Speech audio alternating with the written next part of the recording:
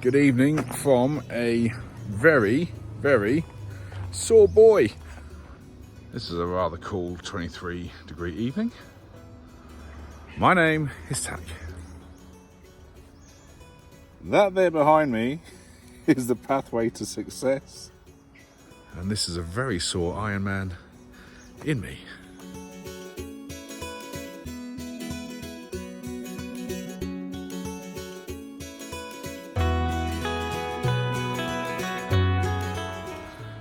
So I just wanted to touch base with you and let you know how the last 24 hours have gone. I was completely dosed up on oxycodone yesterday, which is an opiate,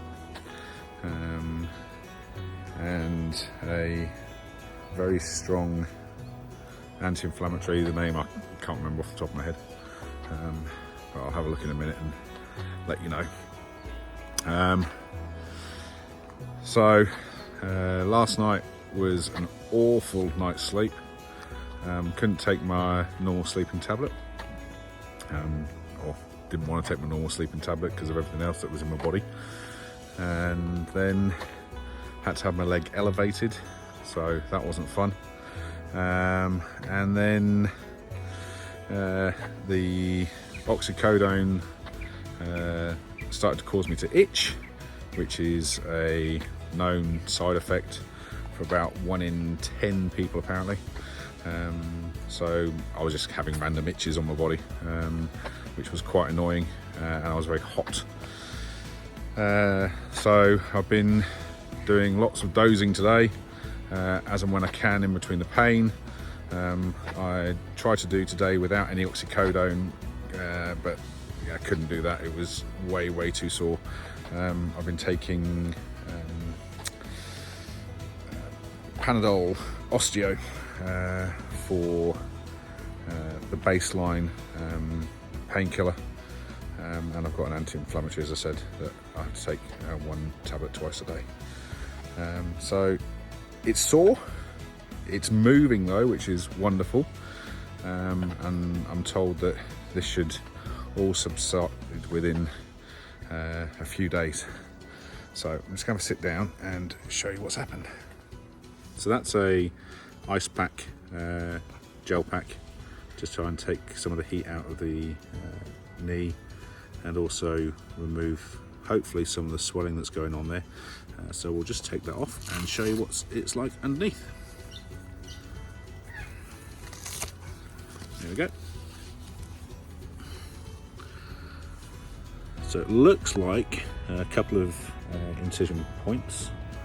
As you can see, the swelling is starting to increase, so I've got quite a bit of fluid around this top part of my knee, and the bruising is certainly starting to come out, but it still looks pretty good shaved. I like that.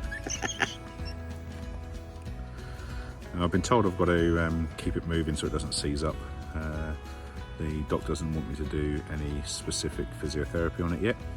Just wants me to just keep it moving and back and forth, and just some really light exercise, just make sure that it just doesn't lock up. So that's all I'm doing. I'm not doing anything else. I'm going to do as I'm told, because I want this to be a success. The medications that I'm on to assist with the pain and the healing process are initially paracetamol. So that's paracetamol Osteo. That's the 665 milligram tablet in those blister packs. So I'm taking 2 of those every 8 hours. You can take a maximum of 6 of those a day. So that's what I'm doing. You can take them between 6 and 8 hours, so the instructions say. So I'm just doing it every 8 hours, just to keep the level the same as best as I can. In addition to that, for pain relief, I've been given oxycodone. Now, that is an opiate-based drug, comes in a tiny little white tablets like that. That's the 5 milligram tablet. It's a very addictive drug. So I've only got 10 of those tablets. I've taken it before, I don't like taking it. I was taking 2 yesterday, and then today I've had 1, so I'm going to take another one very shortly. I didn't want to take 2 again because of that itching. It was really, really intense. And then for the anti-inflammatory side of things, they've given me a medication I've not taken before, celecoxib, I think that's called. That's a 200 milligram tablet, which looks like that. Again in a blister cap. I've taken one of those this morning, and I'll take those 1 twice a day. The oxycodone, by the way, was 1 to 2 tablets every 4 to 6 hours, as I need to, but I've dropped that right down. And then in addition to all of that, because of the celecoxib and the oxycodone, I also have to take a constipation relief tablet, so I'm taking a couple of those at night time, just to make sure that I don't clog up, because the meds, it seems to be working. It's sore, and I know I can take some more oxycodone if I want to, if it gets too bad, but I just don't want to take that med unless I absolutely have to. It's a really addictive drug, and for me, I'm not overly keen on it. This afternoon I was reading a study from the University of Sydney, which was published in 2021 in relation to the effectiveness of paracetamol. And in their studies they found that it was effective for only 4 conditions where it was moderately effective. And one of those conditions was for knee and hip osteoarthritis.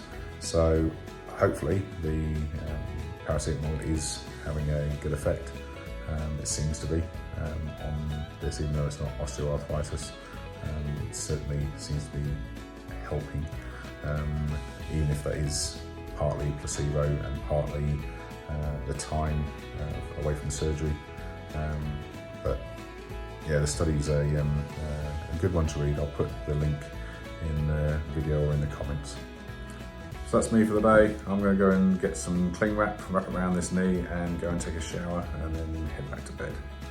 I'm not feeling overly great. The pain is causing a bit of nausea, so I'm just going to get my head down and get back to sleep. See you tomorrow.